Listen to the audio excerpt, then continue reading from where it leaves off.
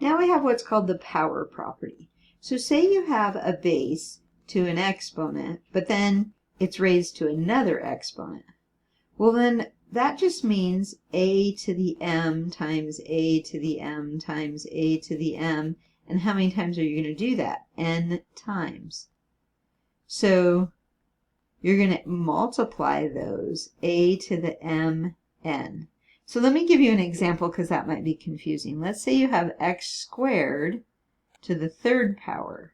Well, then that means x squared times x squared times x squared. So you're going to have the 2 plus 2 plus 2. There's going to be 3 of them. So it's going to be x to the 6th power. So you're multiplying those powers. So I always say power to a power, you multiply them. Okay? All right. So they have some examples for us.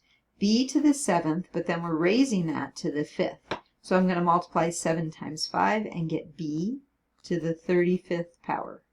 And that'll be the answer. And we're done. So now here we have another one. This time the base is 5. And then we have an exponent here, but then another exponent there. So we're raising it to the 4th power, but then to the 3rd power. So that's going to be equal to 5 to the 12th power. I won't multiply it out because that's going to be a big number. So I'll just leave it that way. Okay. Our last example is a little bit more involved. We have a to the 4th to the 5th. So we're going to multiply the 4 and 5 and have a to the 20th times.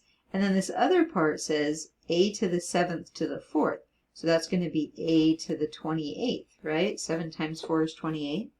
Okay, but these bases are the same. They're both a's. So switch to your other rule and think when I multiply, I add exponents. So it's going to be a to the 48th power. 20 plus 28. So that was pretty exciting.